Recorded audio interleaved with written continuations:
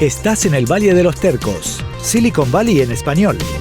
Yo soy Diego, periodista, y mi amigo Fernando es experto en startups. Te traemos a los latinos que compiten en la capital mundial de la innovación. Búscanos en tu app de podcasts y en elvalledelostercos.com.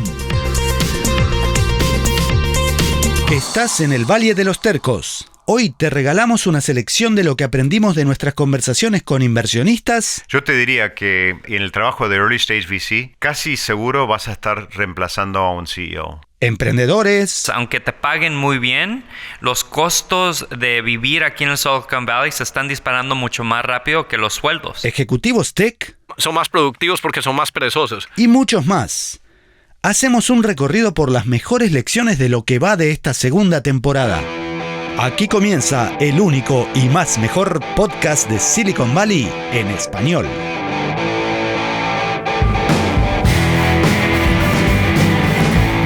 Hola Fernando.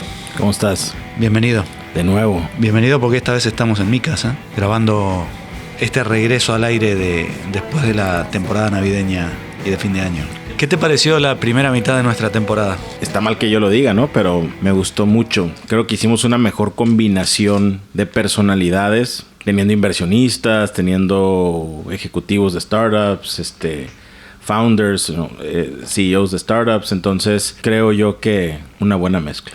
Y hoy le vamos a hacer a nuestra querida audiencia un resumen de esta primera mitad de temporada, porque como estamos en este nivel de productividad súper aumentado, ya hicimos 12 entrevistas en lo que va de la segunda temporada del Valle de los Tercos y ya superamos el total de la primera temporada. Y por supuesto seguimos. Ya tenemos una lista para emitir después de este episodio y ahí seguiremos haciendo nuevas entrevistas en febrero en San Francisco y zonas de influencia. En San Francisco, no en Santa Cruz. Y bueno, y en este episodio decidimos tratar de hacer un resumen en 2 bloques, ¿no? De cuáles fueron las grandes takeaways, las grandes lecciones que nos llevamos de estas entrevistas tan buenas que hicimos, ¿no? Siempre nos está pasando, ¿no? Que en las conversaciones que estamos teniendo sacamos pues consejos o experiencias que nos pueden enseñar algo a nosotros o a los emprendedores que nos escuchan. Pero también hay opiniones acerca de lo cultural de Silicon Valley, que es algo que también nos enfocamos nosotros mucho en el podcast. De cómo funciona, porque también es algo que nos preguntan mucho, por ejemplo, cuando hacemos la videoconferencia mensual con oyentes, que son algunos oyentes que aportan a través del sitio Patreon y tienen derecho a este privilegio de poder hablar con nosotros cara a cara. Privilegio. Una vez al mes. Nos preguntan cosas sobre cómo es de verdad esto, esta tierra mítica que conocen a través de los medios y muchas veces como que ahí aprovechamos esa charla para desnudar mitos y eso es lo que siempre hemos querido hacer y lo vamos a hacer hoy también con este resumen. Así es. Y hay que aclarar que si escuchan ruidos extraños es porque Fernando ahora también ya está tomando mate. Así es. Gracias a Agu de Marco, uno de nuestros últimos entrevistados argentinos, que lo terminó de convencer de que se sume a las hordas materas. Todavía soy novato, pero ya le estoy agarrando sabor. Yo creo que en esta temporada podemos decir que tenemos varios pesos pesados, que van a ir escuchando sus nombres a medida que avancemos en este episodio. Tenemos varias entrevistas exclusivas que no escucharías en otros lugares y conversaciones muy originales. La gente que conocemos, que nos acosa en la calle para pedirnos selfies y que nos invita a tragos y que los lleva a Fernando gratis al aeropuerto, los fans del Valle de los Tercos siempre elogian una cosa que es nuestro ángulo distinto de abordar estos temas, ¿no? De no contarte las cosas con los lentes color de rosa, sino de tratar de buscar la realidad. Y algo que también ha estado pasando, que lo hemos evitado, pero sucede, es la gente encuentra inspiración en todas estas historias, sean positivas, sean negativas. La gente encuentra inspiración y lo hemos platicado varias veces que no es nuestro objetivo, pero pues tampoco le podemos decir a la gente que no lo sienta, ¿no? O sea, exacto. Yo siento a veces que contando una historia trágica de un emprendedor, la gente como que va a entender o el emprendedor wannabe que está escuchando va a entender que no es tan fácil. Pero no, o sea, a veces lo que sienten es todavía más ganas de sobresalir y se inspiran y no es lo que buscamos, pero... Y bueno, le pusimos el Valle de los Tercos y al final son todos tercos los que nos siguen. Sí, también. Bueno, vamos a empezar este programa súper mega especial con un bloque donde vamos a tratar de sacar los mejores aprendizajes de cómo funciona Silicon Valley en la voz de sus protagonistas, que son nuestros entrevistados, obviamente. Y primero que nada tenemos a Bismarck Lepe. ¿Nos quieres contar quién es Bismarck Lepe? Bismarck Lepe es el americano más mexicano que conozco. No, sin duda, sin duda. Y Bismarck es hoy en día una de las autoridades del emprendedurismo latino en Estados Unidos. En Silicon Valley vendió su empresa por más de $400 millones y hace un par de años lanzó su nueva empresa que se llama Wiseline, que tiene operaciones en San Francisco, en Guadalajara y creo que ya en otras partes también. En Vietnam tiene una filial. Y lo que hablábamos con él era un tema que nos han preguntado los oyentes en la videoconferencia mensual que mencionábamos. Es, ¿Silicon Valley todavía es viable? ¿Todavía existe el sueño del garage de Silicon Valley de venir y lanzar una empresa desde cero? ¿O no? Y vamos a ver qué dice él sobre cómo está funcionando la cosa acá. Visto desde la óptica de 2016-2017, parece visionario porque los salarios de desarrolladores de software aquí en San Francisco y Silicon Valley están disparados, ¿no? Están disparados, pero los costos están hasta más disparados. Porque la cosa que tiene el Silicon Valley es que el Silicon Valley no está construyendo suficiente casas e inventario de casas. Entonces, aunque te paguen muy bien, los costos de vivir aquí en el Silicon Valley se están disparando mucho más rápido que los sueldos. Entonces, aquí para vivir bien con 2 hijos, necesitas estar ganando tu casa, estar ganando de $300 a $400,000.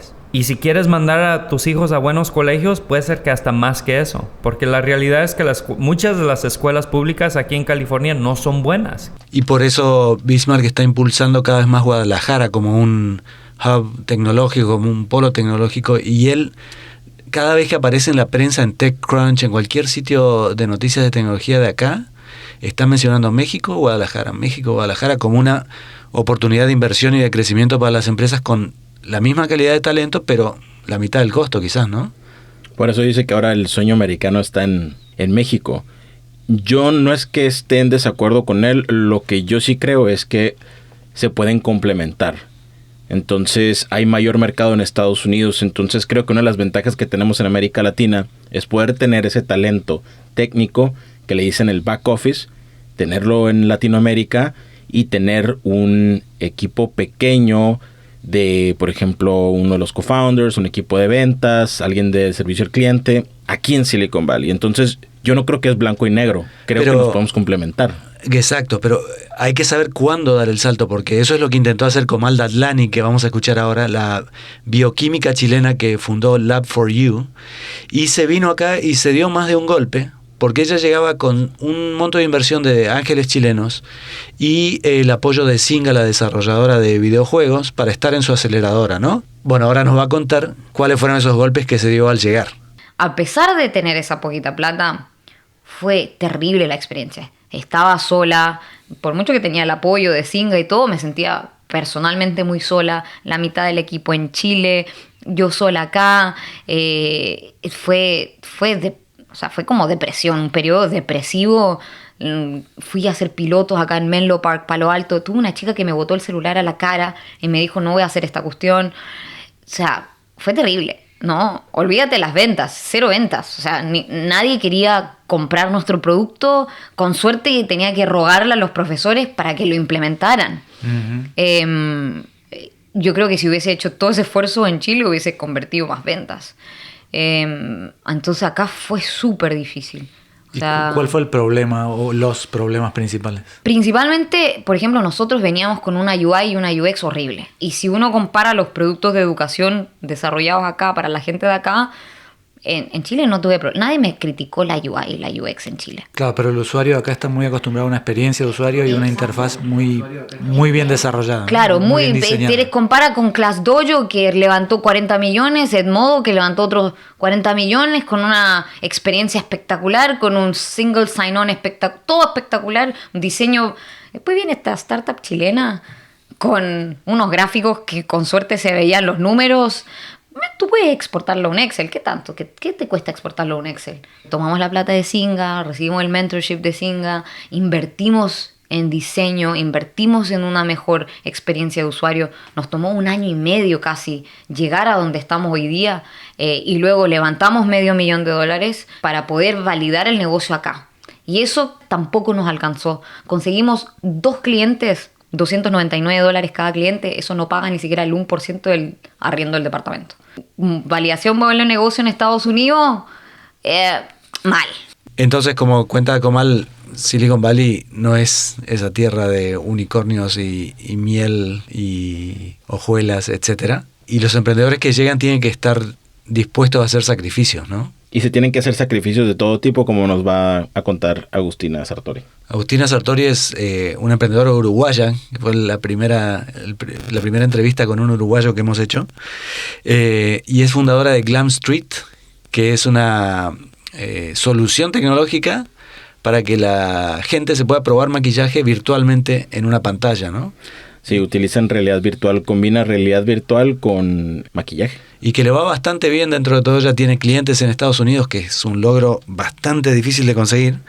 Y bueno, nos va a contar lo previo, todo lo que tuvo que pasar para llegar ahí. Realmente creo que acá es donde se hace la innovación, creo que acá es donde se pueden crecer y acá donde hay oportunidades, ¿no? Si uno quiere y se quiere quedar para lucharla, ¿no? Y se quiere quedar para vivir los malos momentos, creo que hay oportunidades. Creo que... Pero todo el mundo quiere. El tema es cómo pudiste quedarte. ¿Cómo lograste mantenerte acá desde hace 2 años? Sí. Bueno, sí, una ronda de inversión y también viviendo diferente, ¿no? Digo, al principio, los primeros 2 años, me quedaba en lugares que habían cuchetas y cuchetas, 10 personas en el mismo cuarto, un baño, comiendo la Campbell Soup todos los días.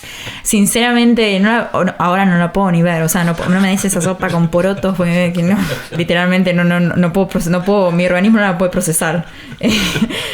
La comía todos los días, es más, la dividían 2 y comía al mediodía y después de noche. Y ahorraba hasta en todo lo que podía. O sea, me caminaba todo para no tomarme, no sé, un tren, ¿no? Que Uber ni Uber, ¿no? Y creo que al principio, cuando uno no tiene capital, es la única forma de sobrevivir. Y era, en un momento, una amiga mía justo se mudó desde Boston a San Francisco. Y fue ese momento que no teníamos más plata. Entonces no podía, ni siquiera quedándome en esos lugares, ni siquiera nada, me tenía que volver. Y para mí volver era el fracaso, era decir, no lo conseguimos lo que queríamos.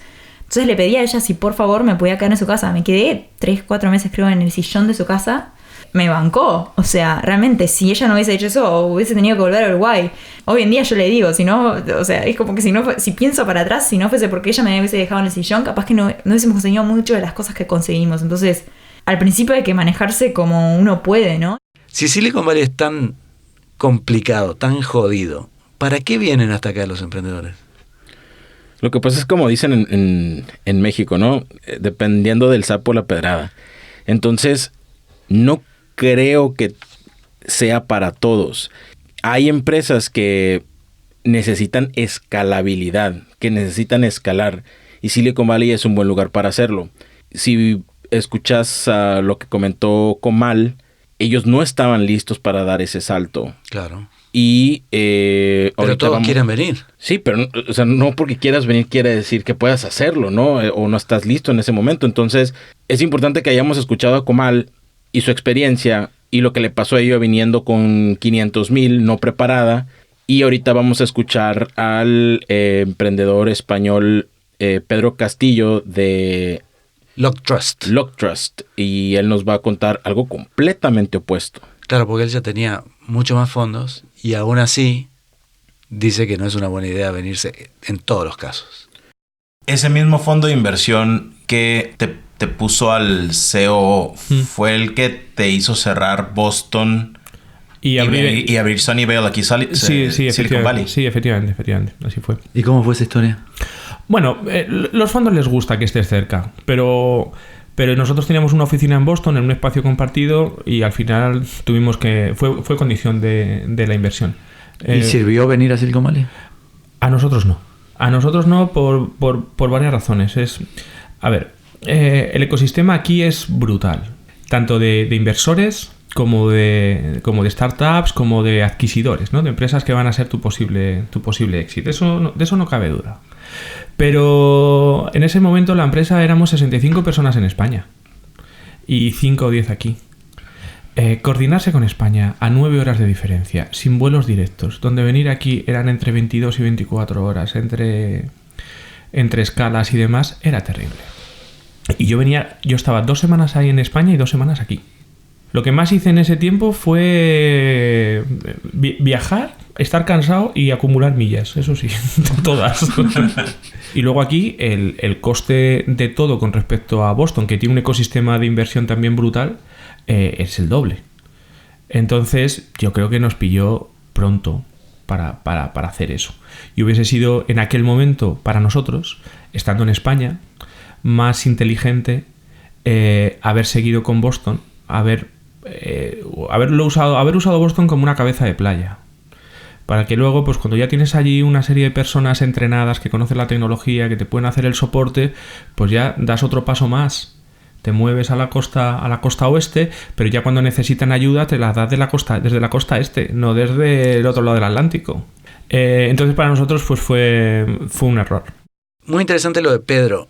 Y ahora nos vamos a meter un poquito más en la cultura de trabajo de Silicon Valley, de cómo es adentro de las paredes de las oficinas de las startups, con Hernán Jaramillo, vicepresidente de Hampton Creek, una startup muy polémica y muy innovadora que se hizo conocer por su mayonesa sin huevos, hecha sin huevos. ¿Eso no le echaron ganas? No, le pusieron muchos huevos, pero ningún huevo a la mayonesa.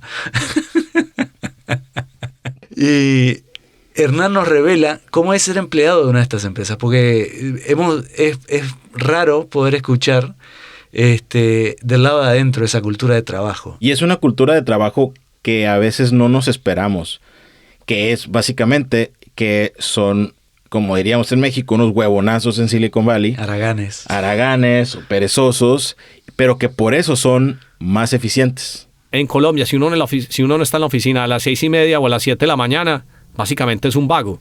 Aquí llegan a las 10 de la mañana y solo se concentran en hacer lo que ellos creen que es lo más importante. Y pueden trabajar 2 o 3 horas, pero cuando lo hacen perfecto.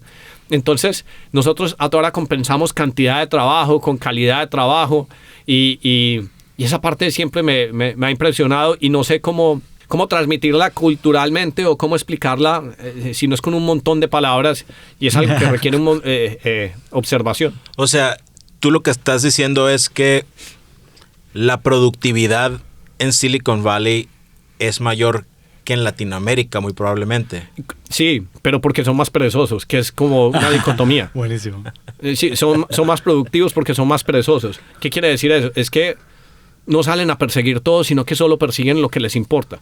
Entonces, les tiene que importar mucho y cuando les importa lo persiguen. En cambio nosotros, si a uno, un ejemplo estúpido, si a uno le ponen en esta mesa un billete de $5, 10, uno de 20, uno de 50, uno de 100... Nosotros creo que perdemos todos los billetes porque los queremos coger todos. Estos se toman su tiempo, miran y solo agarran el de 100. Interesante, ¿no? Lo de ser perezoso para ser exitoso. Sí, a mí no se me ha dado. A mí la primera parte me sale excelente. Y ahora, hablando de cultura de Silicon Valley, el tema de género ha sido todo un tema este año, el año pasado, el 2017. Estamos grabando en enero de 2018. Y de hecho, este podcast ha estado a la vanguardia de la igualdad de género hasta cierto punto.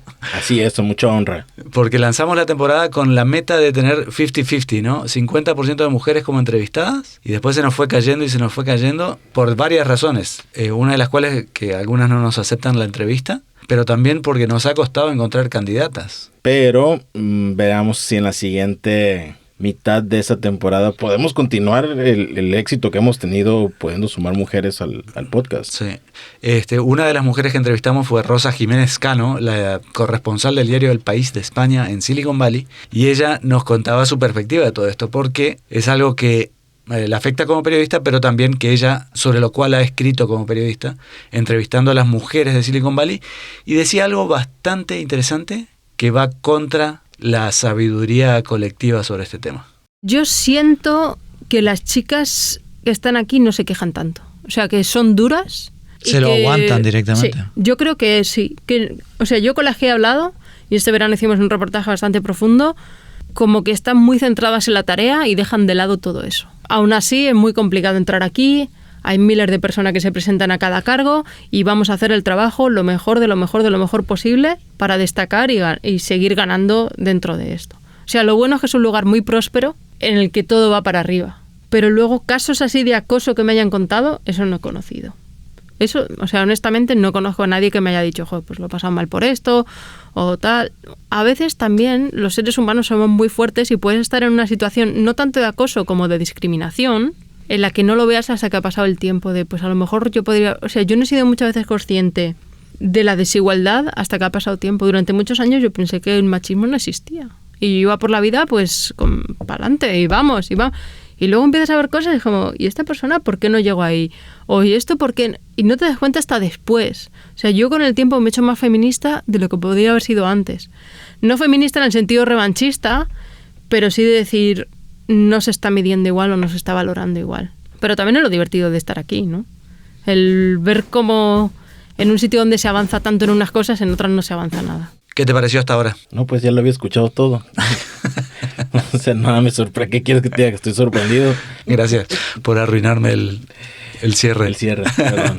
Bueno, seguimos después de este corte con el segundo bloque del resumen de la primera mitad de temporada 2 del Valle de los Tercos.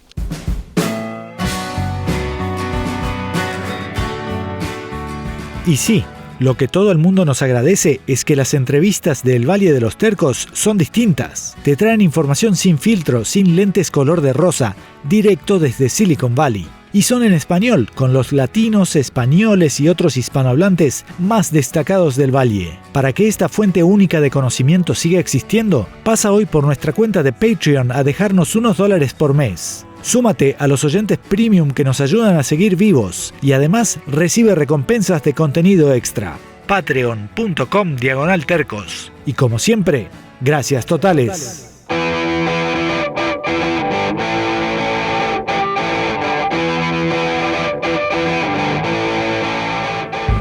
Bueno, seguimos entonces con este resumen de la primera mitad de la temporada. Y una de las novedades que pudimos ir trayendo en esta ocasión fue incorporar más voces del lado de los inversionistas, ¿no? Y por primera vez tuvimos a un angel investor, un inversionista ángel de Silicon Valley. ¿Y de qué nivel? No creo que haya muchos inversionistas ángel en Silicon Valley que puedan decir que tuvieron de chalanes a los fundadores de Yahoo. Que le desarrollaron software. Sí. Porque no tenían plata. Eran sus gatos. Sus gatos. Miau. Estamos hablando de Ariel Poller, un venezolano que está en Silicon Valley desde hace casi 3 décadas. Se vino acá a Stanford en los 90 y lanzó su primera startup antes de la burbuja de Internet, cuando hasta los browsers eran novedad, ¿no? Y ese capítulo muy recomendable que lo escuchen entero, porque tiene de todo, muy buenas historias. Y una de las cosas que le preguntamos es, la gente que nos escucha, hay algunos que se quieren venir acá y al que van a contactar es un ángel inversionista como tú. Entonces le preguntamos, ¿cuáles son los consejos que les puedes dar para que hagan las cosas bien? A quién contactas es más importante que cómo lo contactas. Tiene que ser alguien que por una razón u otra, para quien tu proyecto es relevante. Entonces, haz tu tarea. Es increíble la diferencia que hace. Yo veo emprendedores que llegan y vienen y me lo presenta alguien y me dicen, oye, estoy buscando inversionistas, ayúdame. Digo, ok, ¿a quién? Tú dirás. Digo, no, tú dirás no me sirve. O sea, help me help you. Como que haz tu tarea y dime. Y entonces, por otro lado, hay gente que me dice, oye, mira, yo estoy haciendo algo aeroespacial y vi que tal inversionista hizo tal y tal y tal cosa o bloqueó de esto y todo. Entonces, la primera, digamos, tip es haz tu tarea, enfócate y busca quiénes son los que realmente, para quién va a ser relevante. Después, trata de, idealmente, no quieres hacer, como llaman, un cold call. Quieres buscar, ok, ¿por dónde en el network puedo llegarle con alguna introducción digamos caliente o tibia por lo menos, y no es tan difícil. Hace 20 años era mucho más difícil, pero hoy en día con LinkedIn y Facebook y todas estas networks que hay, a mí con frecuencia alguien me pide, oye, mi amigo quiere hablar con y aunque sea 2 degrees, hace mucha diferencia. Entonces busca la manera como que empieza a desarrollar tu network y aprovechar tus conocidos. Y lo tercero que diría es, ve preparado. A mí a veces me llega alguien para reunirse conmigo y me dice, oye, cuéntame cuál es que es tu historia, cuál es tu background, qué es lo que haces tú. Porque digo, no. Yo estoy aquí, digamos, es para ayudarte, claro, pero no para hacerte tu tarea, ¿no? O sea, cada quien tiene... Yo hice mi tarea y yo me leí tu proyecto y yo no te voy a preguntar quién eres tú y qué estás haciendo. Eso lo hice yo antes de reunirme contigo. Y yo sé que es un favorito tuyo el que viene ahora, que es hablar del tema de la mentoría con Carlos Gómez, el fundador de Nebbia. Me gusta mucho a mí el tema de mentoría, aunque lo hemos tratado poco en el podcast. Es muy importante tocar este tema y entenderlo, ¿no? Entender que tenemos que seleccionar muy bien a los mentores. Creo que a veces los emprendedores lo agarran muy a la ligera. Y es importante el valor que agreguen. Hay veces que a los mentores incluso se les da un porcentaje de la empresa. Entonces, si vas a estar cediendo eso, más vale que consigas a alguien súper chingón que agregue mucho valor a la empresa en contactos, con posibles inversionistas, clientes potenciales y que tenga experiencia en el tema. Y Carlos vino de México a lanzar en Silicon Valley una ducha o regadera que busca ahorrar mucha agua y al mismo tiempo crear una nueva experiencia, ¿no? Una nueva generación de ducha. Y con su visión de producto y ambientalista también, logró convencer nada menos que a Tim Cook y otros pesos pesados que mencionamos en su episodio, pero Tim Cook, el CEO de Apple, ¿no? Y que él sea su mentor y les regale cada tantos meses una reunión de 30 a 40 minutos, dice él, ha sido el punto más importante de todo este venir a Silicon Valley, ¿no? Si tú me pidieras que yo aislara una cosa que más nos ha ayudado, ha sido tenerlo. Porque ese es el poder inmenso de la mentoría. Cuando alguien cree en lo que estás haciendo y te ayuda a quitar el ruido del entorno. Y te ayuda a decir, cree en tu misión, cree en tu producto, cree en lo que estás haciendo. Y no escuches el ruido. Porque si escuchas el ruido, te crece el ruido. Entonces, ha ayudado muchísimo. La verdad es que nos recibe cuando lo buscamos, nos da 30, 40 minutos, pero es tiempo de altísima calidad, de altísima concentración de su parte y nos prueba a nosotros el enorme valor de la mentoría. Yo estuve en México en Endeavor muchísimos años, fui presidente de Endeavor 4 años, y hasta que no lo viví, pues yo recibiéndola, no me doy cuenta del enorme valor y ahí es cuando entiendes que el valor de que un Federer le aviente pelotas a niños de 12 años durante media hora le puede cambiar la vida a uno de esos, en media hora les puede cambiar la vida cuando por un lado ven valor en lo que estás haciendo y por otro lado pues te acompaña, ¿no? Alguien así, ¿no? Entonces sí, igual estuvo demasiado sentimental mi comentario. Todo muy lindo lo de la mentoría y aprender de tus inversores y qué sé yo, pero tus inversionistas también son los que un día te pueden llegar a quitar el trabajo en tu propia empresa, ¿verdad? Despedirte como CEO, que ha pasado más de una vez. Creo que muchos emprendedores no están conscientes de eso. No están conscientes que cuando tú aceptas dinero ajeno de un inversionista, le estás cediendo parte del poder y la toma de decisiones. Y eso significa o puede resultar en que seas reemplazado como CEO de tu empresa. Entonces, es importante, y Pedro Castillo lo había mencionado en el episodio completo, lean la letra chica, la letra pequeña, ¿no? de los contratos, porque si no estás obteniendo los resultados que espera el board o los inversionistas, te van a reemplazar por alguien que ellos piensan que es más chingón. Exacto. Y nadie mejor para explicarlo que alguien que está del otro lado del mostrador, como Alex Méndez, inversionista de etapa temprana a través de su fondo Storm Ventures. Es un argentino que lleva más de 40 años en Silicon Valley desde la época de la universidad y pasó por grandes empresas como Cisco, como IBM me parece que fue la otra, y ahora lleva casi 20 años de inversionista y ha tenido que reemplazar más de un CEO en los que ha invertido y según él dice, todavía siguen siendo amigos. Y dice que no le da placer, pero no le creo. En el trabajo de Early Stage VC, casi seguro vas a estar reemplazando a un CEO. Y es muy importante tener una relación transparente al principio y decir, mira, algún día te voy a reemplazar, posiblemente. Yo como inversor me encantaría encontrar el siguiente Steve Jobs, el siguiente Michael Dell, el siguiente Zuckerberg, para nunca tener que reemplazarlo. Eso porque yo gano también al final del día. No, a mí no me da placer reemplazar a la gente. Pero también tenés que ser realista y decir, bueno, si no puedo llegar a ese nivel, ¿estás de acuerdo que si podemos encontrar a alguien que es capaz, que pueda llevar la empresa al siguiente nivel, lo hacemos juntos? Y lo más importante es tratar de ver si esa persona puede seguir en la empresa de alguna manera. Algún puesto donde va a seguir, que mantiene la cultura como un founder.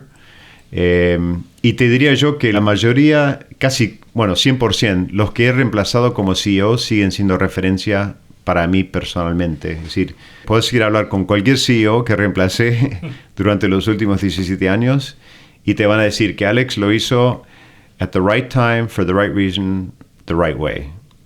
Al final de cuentas no es personal, son negocios, ¿no?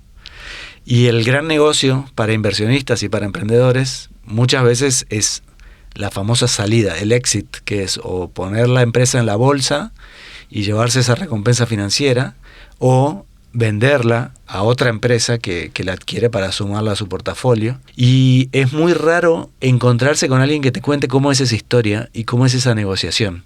Y tuvimos el privilegio de, en nuestro especial de fin de año, entrevistar a Brian Andrés Helmick, este colombiano multinacional que lo entrevistamos como CEO de los Deltas de San Francisco, el equipo de fútbol, pero nos contó otra historia anterior, ¿no? Sí, nos platicaba que vendió su empresa al Gentis. Creo que durante 8 años tuvo ese emprendimiento y con esa plata pudo invertir en este nuevo proyecto que era el equipo de fútbol de los Deltas. Y nos cuenta partes importantes que uno nunca tiene en cuenta de cómo se negocia una venta para que la verdad el emprendedor salga ganando. ¿Y a quién se la vendiste y por cuánto? Se la vendimos a una empresa que se llama Hub International. Es una corretora de seguros, es la 9ª más grande del mundo y no hablamos públicamente por cuánto la vendimos, okay. Pero gracias a Dios. Me pude comprar un apartamento aquí en San Francisco y le compré uno a mis papás, de hecho, que viven a 2 cuadras de mi casa. Así que... O sea que bien. No, lo suficientemente bien, pero me toca seguir trabajando. ¿Cómo es vender una empresa así? ¿Cómo es? Sí, porque dices, no lo quieres destacar como un momento alto, pero sí es un gran momento. Es un gran momento. Ahí le doy muchas gracias a Dios por haber sido un inversionista antes de ser emprendedor, porque cuando uno ya pasó tiempo sabiendo cómo piensan los inversionistas, cómo piensan en situaciones de adquisiciones y fusiones, pues uno está mucho más preparado. Infelizmente yo he visto muchas situaciones donde emprendedores que han podido crear algo de valor terminan vendiendo la empresa súper bien, pero no para ellos mismos, sino para los inversionistas, porque la gente, todo el mundo está hablando, ¿por cuánto la vendiste? Esa es la pregunta. Pero muchas veces el cuánto no es lo más importante, es cuánto llegó al emprendedor. Y ahí estructuralmente, cómo uno estructura no solo la venta, sino también cómo la tabla de capital, de cuánto tiene cada inversionista, cuáles son las preferencias, bajo qué circunstancias. Ahí eso fue lo que nos ayudó bastante en términos de cómo negociamos algo que terminó súper bien para todo el mundo. Pude negociar una venta de 100% efectivo, 100% al cierre de la compra.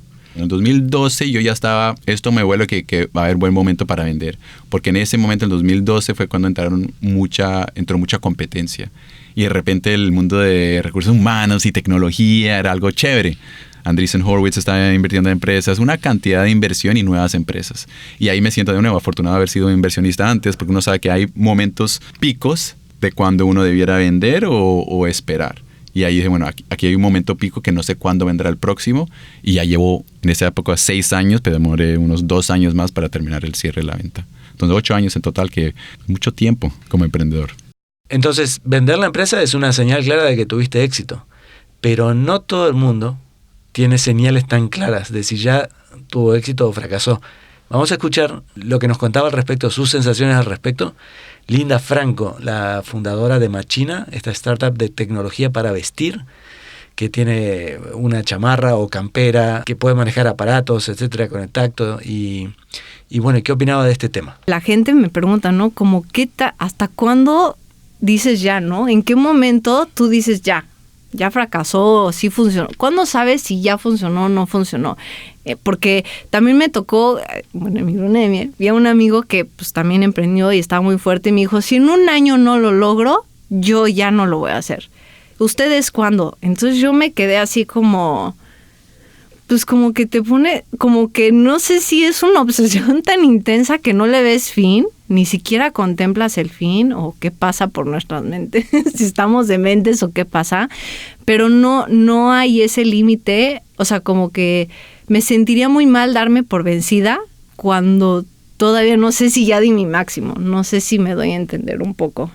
Entonces, es esa línea todavía honestamente no la sé distinguir.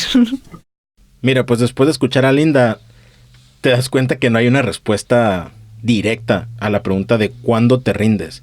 Creo que todos pueden concluir de que vendiendo la empresa, eso ya es un resultado que podemos definir como exitoso. Pero cuando te rindes o cuando entiendes que ya fracasaste, es muy, muy subjetivo. Y si recuerdas la entrevista de la temporada pasada con Jorge Ríos, le hicimos la misma pregunta al final, preguntándole, oye, ¿cuándo te vas a rendir? ¿Cuándo vas a saber que ya? Y lo mismo, o sea, él no veía eso, él no lo tenía ni contemplado, no sabía cómo interpretarlo. Entonces, hemos escuchado gente que le queda una semana de dinero en la cuenta y no están pensando en cerrar la empresa. Exacto, están pensando en cómo seguir. Entonces, creo que el éxito sí está bien definido y el fracaso no. Y eso nos viene muy bien para conectar con el gran cierre de este bloque, que es hablar de qué pasa cuando te desilusionas del mundo de emprender y de Silicon Valley en particular, que es lo que hablamos con Agu de Marco, este argentino que lanzó una startup de videos para marketing que se llama Video, que todavía existe y funciona y tiene oficinas en Corea y están en Argentina, pero de cierta manera Agu renunció al sueño de la escalabilidad de Silicon Valley, de hacer la empresa que se va a comer al mundo, algo así, ¿no? Sí, y Agu llega y creo que como muchos de nosotros, poco a poco se va dando cuenta que Silicon Valley no es como lo pintan o como te lo imaginabas. Cuando me mudé a Silicon Valley me pasó una cosa que es esta relación, creo que lo hemos hablado con los dos, creo, con vos digo casi seguro, la relación amor-odio con Silicon Valley, que es, hay por un lado excelentes personas, cerebros, recursos, y eso está buenísimo, puede hacer un montón de cosas, pero muchos de esos recursos están para hacer cada vez más adictivas las relaciones con la tecnología, y ahí está el odio, ¿no? Esa cosa de ¿pero por qué? Y ahí fue cuando, estando también inmerso en esta burbuja de Silicon Valley, dije, pucha, hay un montón de recursos, un montón de gente, pero lo que buscamos hacer es que básicamente consuman más de algo que no sabemos si ellos necesitan o si nosotros necesitamos. Pero de vuelta, insisto, probablemente, yo no creo mucho en el libre albedrío, así que probablemente si Video hubiese tenido retención, que es básicamente que no teníamos una baja de clientes tan alta, hoy no estaría acá y estaría totalmente inmerso en esa otra ilusión. Y entonces en ese camino de darse cuenta que la industria tecnológica no está como cambiando el mundo para bien en todos los sentidos, Agu cerraba su comentario con una frase muy buena que quisimos incluir acá, que me parece que es, entre todas las frases inspiradoras para emprendedores y emprendedoras, es buenísima, ¿no? Vamos a escucharla. Me encanta la frase esta que también me dijo un amigo. Muchos llegan a la cima y se dan cuenta que no hay nada, ¿viste? Y cambian, bueno, yo estaba por la mitad, un poco menos, y ya vi que no me daba, así que ya me bajo. Con eso cerramos este bloque de lecciones sobre emprender, pero también cerramos este episodio de resumen de la primera mitad de la temporada del Valle de los Tercos. Espero que estés contento, Fernando, que te haya gustado, aunque eres difícil de conformar. Así es. Vamos a seguir haciendo entrevistas durante los próximos meses. Aceptamos nominaciones, candidaturas, sugerencias sobre entrevistados. Creo que estamos entrando ya en la segunda mitad de esta segunda temporada. Es una temporada más larga que la primera y el podcast ha ido madurando. Pero también creemos en una evolución del podcast, ¿no? Tanto en su modelo, en su estructura, como también como potencial negocio.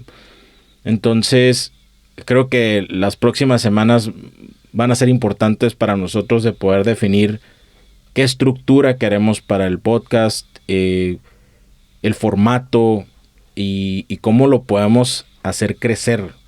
Porque creo que estamos de acuerdo que queremos llevarlo a otro nivel. A otro nivel, claro. A otro nivel. Entonces la pasamos muy bien. Nos gusta mucho hacer esto. Pero no creemos que debamos permanecer horizontal. Queremos escalarlo. Mejorar el mundo. Así que se aceptan sugerencias en todos los canales donde los escuchamos siempre, redes sociales, email, el sitio, elvalledelostercos.com, y la mejor sugerencia que nos puedes hacer es un puñado de dólares en Patreon, porque eso nos sugiere que sigamos. Así que nos escuchamos pronto en 2 semanas con otro episodio de El Valle de los Tercos.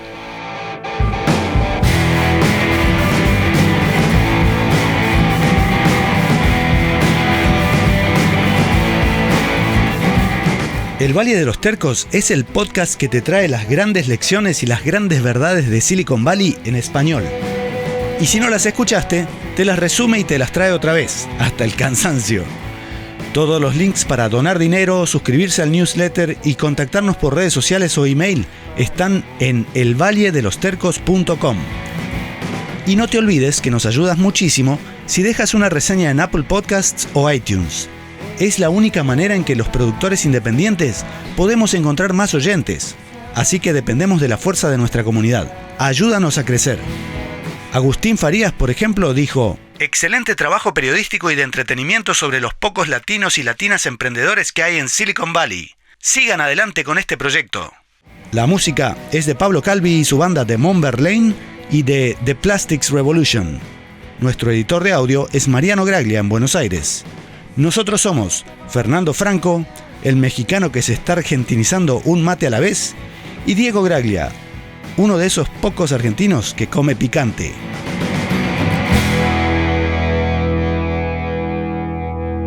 Búscanos en tu app de podcasts y en elvalledelostercos.com.